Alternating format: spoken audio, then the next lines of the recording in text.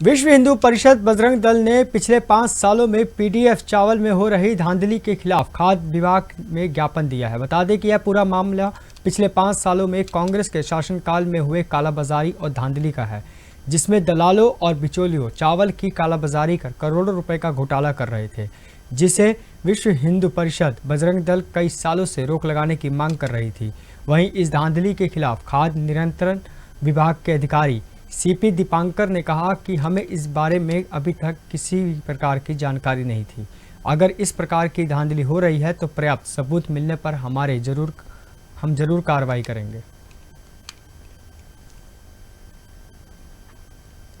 आपको बता दें, छत्तीसगढ़ के दुर्ग से खबर है, जहां पर विश्व हिंदू परिषद बजरंग दल ने पिछले 5 सालों से पीडीएफ चावल में हो रही धांधली के खिलाफ खाद्य विभाग में ज्ञापन दिया। बता दें कि यह पूरा मामला पिछले 5 सालों में कांग्रेस के शासनकाल में हुए कालाबाजारी और धांधली का है, जिसमें दलालों और बिचौलियों चावल की कालाबाजारी कर करोड़ों रुपए का घोटाला कर रहे थे, जिसे विश्व हिंदू परिषद बजरंग दल कई सालों से रोक लगाने की मांग भी कर रहे थे।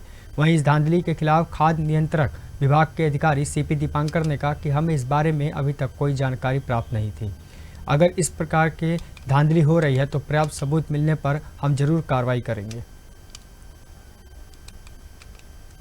ज्ञापन देने के लिए आए थे आदरणीय फूड अधिकारी जी को। बार बार विगत इन 5 वर्षों में हमने कई बार इनको ज्ञापन दिया कि पीडीएफ की चावल की बड़ी एक कालाबाजारी हो रही है, लेकिन इनके द्वारा बार बार टाल दिया जाता था कि उसमें बोरा नहीं है, बगैर बोरा के कोई कार्रवाई नहीं करेंगे। तो हम आपको ये बताना चाहते हैं कि इस चावल में फारके मिला रहता है। प्रशासन और शासन के द्वारा आदरणीय श्री चाउर वाले बाबा रमन सिंह जी के द्वारा उनको मल्टीविटामिन के रूप में डाला गया था ताकि इसे एक ग्रोथ मिल जाएगा के। और आज आप देखेंगे कि विगत 4 से 5 वर्षों में एक भ्रष्ट सरकार के द्वारा इतनी उन्नति हुई तो प्रशासन भी भ्रष्ट हो गया। ये चावलों की ऐसी अथाह धांधली चलती है कि सीधा जनता से कंट्रोल में ही खरीद दिया जाता है। कंट्रोल से राइस मिलरों में या बीच में मार्केट में भरे पड़े दलाल हैं। इन दलालों के माध्यम के द्वारा ये सीधा चावल राइस मिलरों तक पहुंचता है और राइस मिलरों के द्वारा फिर से ये सीधा वहां पहुंच जाता है एफसीआई गोदाम।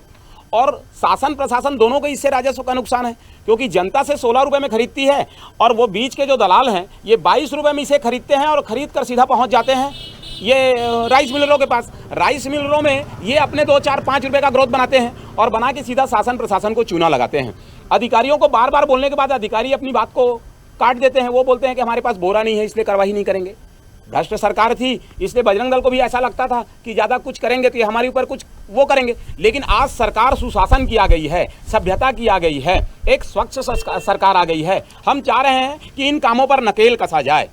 ये चावल है तो जितने हमारे प्राथमिकता और अंत्योदय राशन कार्डधारी हैं उनको बायोमेट्रिक डिवाइस के द्वारा जो है आधार ऑथेंटिकेशन के माध्यम से जो है वितरण किया जाता है और हमारा कोई भी दुकानदार उसमें जो है ब्लैक नहीं कर सकता है। जाकर के उस चावल को जो है जरूर बेचते होंगे, उसके लिए हम कुछ भी नहीं कह सकते। नहीं, ये फारके चावल शासन के द्वारा जो है तो ये अपना अंत्योदय और प्राथमिकता कार्डधारियों को ये फारके मिक्स चावल ही जो है तो वितरण किया जा रहा है।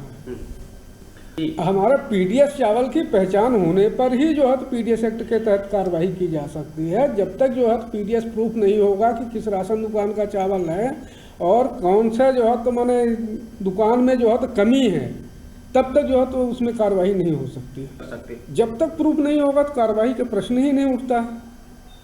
कार्रवाई करेंगे, बिल्कुल कार्रवाई करेंगे। नहीं, उनके जो मांगे है ना, मैं जो है तो इंस्पेक्टरों के माध्यम से उसकी सतत निगरानी करेंगे। यदि पकड़े जाते हैं तो कार्रवाई होगी।